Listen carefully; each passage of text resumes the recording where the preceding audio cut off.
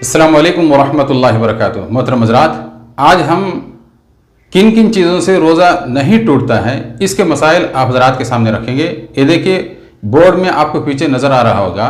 मैं चूँकि आपको जैसे बोलता जाऊँगा तो लिखता जाऊँ तो टाइम उसके अंदर काफ़ी लग जाता है, तो इसलिए मैंने बोर्ड के अंदर पहले जो है इसको लिख दिया है। तो अब मैं एक एक करके मैं आप हज़रात के सामने समझाऊँगा तो आपको इंशाअल्लाह सारी बातें समझ में आ जाएगी। चलिए शुरू करते हैं। इसका हेडिंग है किन किन चीज़ों से रोज़ा नहीं टूटता है। तो इनमें से सबसे पहली चीज़ भूलकर खाना। भूलकर कोई शख्स रोज़े की हालत में खाता है पीता है, इससे रोज़ा नहीं टूटता है। और इस रोज़े की हालत में ब्लड टेस्ट कराना, अगर किसी को ब्लड टेस्ट कराने की ज़रूरत है तो ब्लड टेस्ट करा सकता है, इससे रोज़ा नहीं टूटता है। और रोज़े की हालत में इंजेक्शन लेना, यानी इंजेक्शन लेना, कोई दर्द है, बुखार है, कोई और चीज़ है, तकलीफ है, अगर वो इंजेक्शन लेना चाहता है तो ले सकता है, इससे रोज़ा नहीं टूटेगा। नंबर 4 कि मक्खी का हलक में जाना। आप रास्ते में जा रहे थे या घर में थे, अचानक जो है कोई मक्खी या मच्छर मुंह के अंदर दाखिल हो गए, इससे क्या है, रोज़ा नहीं टूटता। नंबर 5 दांत से खून निकलना।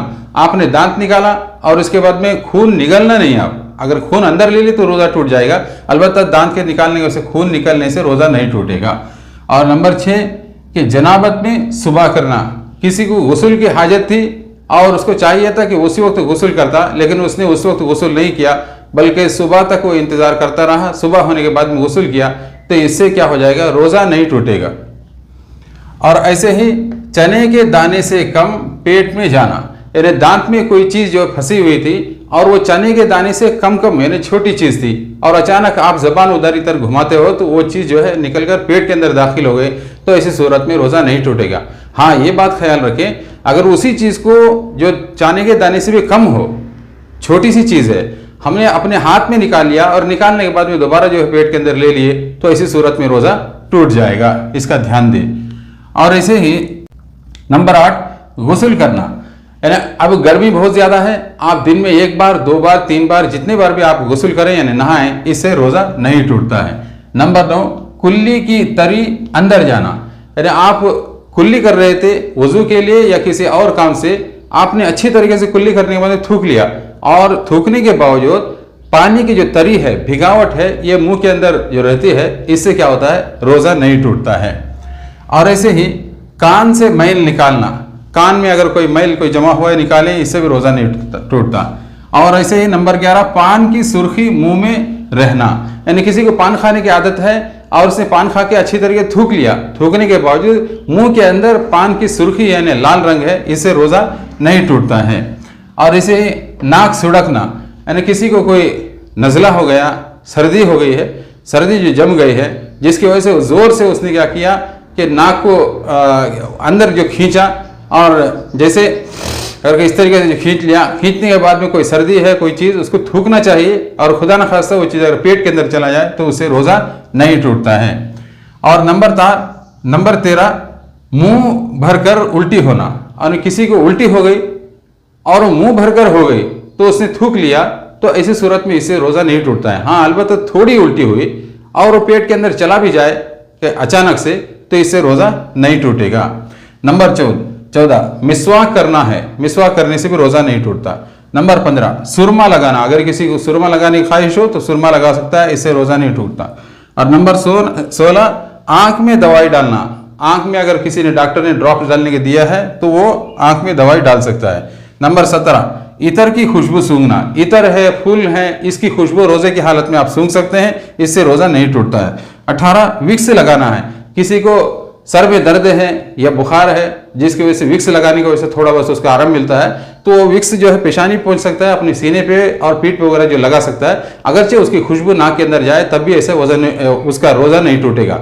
हाँ, अलबत्ता इसका ख्याल करें कि विक्स लेके नाक में इस तरीके से सूंघना नहीं है, अलबत्ता जो है पेशानी में सीने में लगाने की वजह से उसकी खुशबू नाक के अंदर चले जाए तब भी क्या होगा, रोज़ा नहीं टूटेगा। और नंबर 19 सर में ऑयल डालना, और कोई सर में तेल डालने की किसी को आदत है, सर में तेल डाल सकता है, इससे भी रोज़ा नहीं टूटता। नंबर 20 गुस्ल के वक्त कान में पानी जाना, आप नहाने के लिए बाथरूम गए थे और आप गुस्ल कर रहे थे, अचानक जो है 1-2 कतरे पानी जो है कान के अंदर चले गए, इसमें आपको इख्तियार नहीं है, तो इससे भी क्या होगा, रोज़ा नहीं टूटेगा। नंबर 21 एहतलाम होना, अगर किसी को एहतलाम हो गया तो रोज़े की हालत में इससे रोज़ा नहीं टूटता है। और नंबर 22, बदनजरी से इंजाल का होना। किसी ने बदनजरी करना हराम है, नाजायज़ है, और बदनजरी करने की वजह से किसी को इंजाल हो गया, यानी पेशाब की जगह से उसको मनी के खतरे निकल गए, इससे रोज़ा क्या होगा, नहीं टूटेगा। और इसी तरीके नंबर 23, मज़ी का निकलना। जो मनी के खतरे कुछ गाढ़े होते हैं और मज़ी की भी गर्मी की वजह से या बीमारी की वजह से जो है पेशाब की वजह से कुछ खतरे निकलते हैं, तो मनी से थोड़े से मनी के उतना गाढ़ा नहीं रहता, वो खतरा थोड़ा पतला रहता है, इससे भी क्या होगा, रोज़ा नहीं टूटेगा। और नंबर 24, हलक में धुआं जाना। आप कहीं रास्ते में जा रहे थे या किचन के पास खड़े होकर औरतें जो काम करती हैं और अचानक जो है धुआं जो है अगर हलक से अगर उतर जाए तो इससे भी क्या होगा, रोज़ा नहीं टूटेगा। नंबर 25, धूल हलक में जाना। आप रास्ते में जा रहे थे या सड़क, घर के किनारे जो सड़क है, गाड़ियां वगैरह जा रही थी, धूल जोर से गाड़ी जाने की वजह से, तेज जाने की वजह से वहां धूल निकली और धूल के चंद खतरे या धूल कुछ क्या है हलक से के जरिए से अगर अंदर चला जाए, इससे भी क्या होगा, रोज़ा नहीं टूटेगा। ये हजरात मैंने तकरीबन जो है 20-25 मसाइल मैंने आप हजरात के सामने बोर्ड में लिखकर जो पेश किए हैं, ये वो मसाइल हैं जिनसे रोज़ा नहीं टूटता है। मुझे उम्मीद है कि सारी बातें समझ में आ गई होगी। अगर किसी कोई बात समझ में ना आए तो वो कमेंट बॉक्स के अंदर लिखें, इंशाल्लाह जवाब देने की कोशिश की जाएगी। और हजरात आपसे गुजारिश है कि इन मिसाइल को दूसरों तक आप फॉरवर्ड करें ताकि उनको भी इसका इल्म हो जाए, आप भी उस सवाब के अंदर शरीक हो सकते हैं। अल्लाह ताला हम सबको इस पर अमल करना आसान फरमाए, आमीन या रब्बल आलमीन। जज़ाकल्लाहु खैर। अस्सलामु अलैकुम व रहमतुल्लाहि व बरकातुहू।